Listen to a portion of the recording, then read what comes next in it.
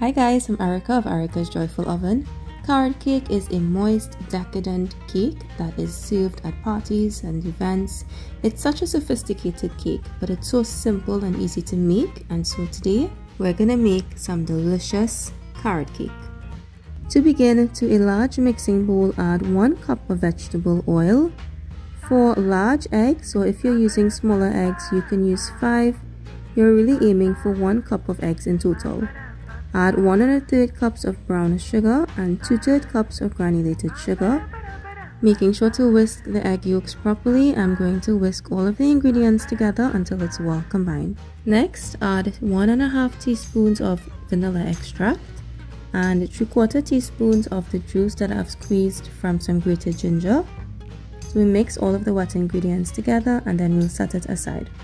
To another mixing bowl, add 2 1/2 cups of all-purpose flour, 2 1/2 teaspoons of baking powder, 1/2 teaspoon of baking soda, 1/2 teaspoon of salt, 1 1/2 teaspoon of cinnamon, 1/2 teaspoon of allspice, a heaping 1/4 teaspoon of grated nutmeg.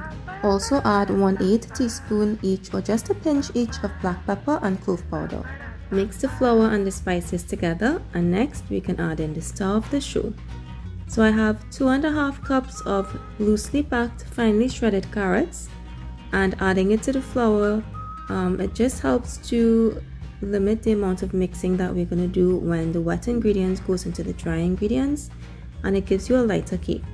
So mix the flour together with the carrots, making sure that it's a fine crumbly consistency, making sure that there are no lumps. And next we can add this mixture into the wet ingredients.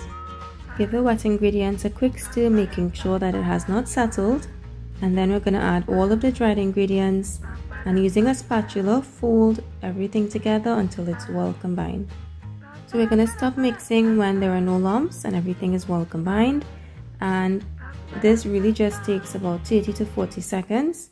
And I mean, you can see how easy this cake is to make, and the batter is quite a wet batter, and that's going to give you a very moist, very delicious cake. And now for the additions. So you can add in raisins, but I love a mix of pecans and walnuts in carrot cake. So I've toasted 1/2 cup each in an oven at 350 degrees. Toasting the nuts does keep it a little bit more crunchy, and it brings out a nutty flavor.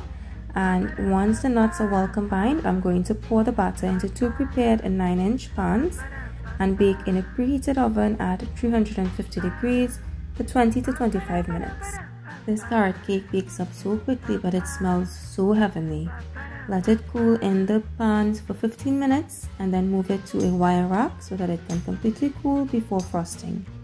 And now we can make that delicious creamy cream cheese frosting. So to the bowl of a stand mixer fitted with a paddle attachment, add 1 cup each of room temperature cream cheese and unsalted butter. Mix these ingredients together on a medium speed until it's well combined, and then for another 3 minutes until it's light and fluffy. Be sure to scrape down the sides of the bowl as you mix so that there wouldn't be any clumps of butter or cream cheese settled in the bowl. If you were using a hand mixer, it would take maybe 2 to 3 minutes longer to give you a nice fluffy texture. So after 3 minutes, let me show you how fluffy and light the cream cheese and butter has mixed together. And you can see how smooth it is. It sticks to the spatula without slipping off, and this is ready to mix in the rest of the ingredients. Again, scraping the sides of the bowl, I'm going to add in 3/4 teaspoons of vanilla extract and almond extract and mix this together just until it's combined. I find that adding 3/4 teaspoons each does give a more balanced flavor in the frosting.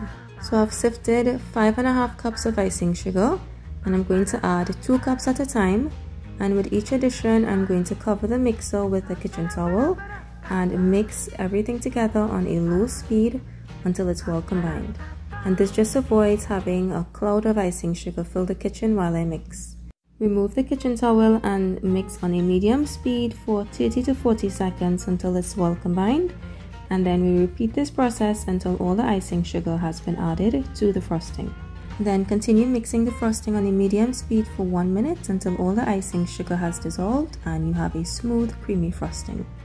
I'm not adding any milk to the frosting because the cream cheese is going to give it a nice texture on its own, and I'm not adding any extra salt because the cream cheese, it does have salt. So now you can see how light and creamy the frosting is. It's going to be perfect on our carrot cake.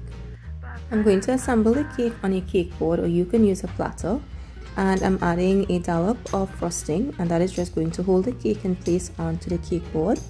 And I'm going to add a few spoons well of frosting and spread a really generous layer of frosting between each layer of cake. I'm actually making this cake to be a birthday cake, and so I want it to be extra tall. So I've made a third layer of cake off camera.